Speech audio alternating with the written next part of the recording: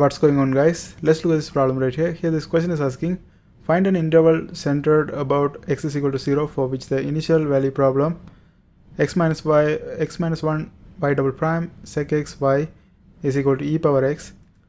Now whenever we have a situation like this, we have to check these three are continuous in which interval.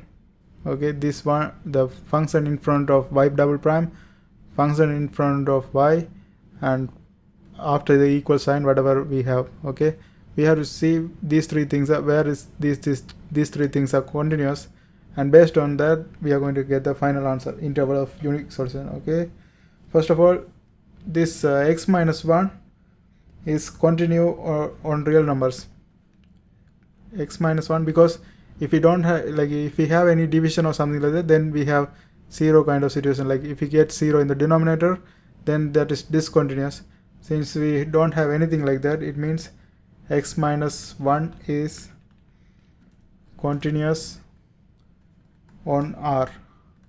Now let's look at sec x. Sec x is continuous on negative 5 by 2 to 5 by 2, because we have this limitation, because it contains 0, because if we have sec x is basically 1 over cos x.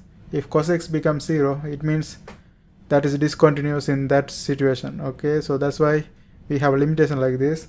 So cos x is 0 in this intervals. Cos x is 0 when x is equal to 5 by 2 and 3 5 by 2, there's something like that. So that's why we put a open bracket like this, because we didn't include 5 by 2, negative 5 by 2, because that will make this one 0. So within this one it's continuous.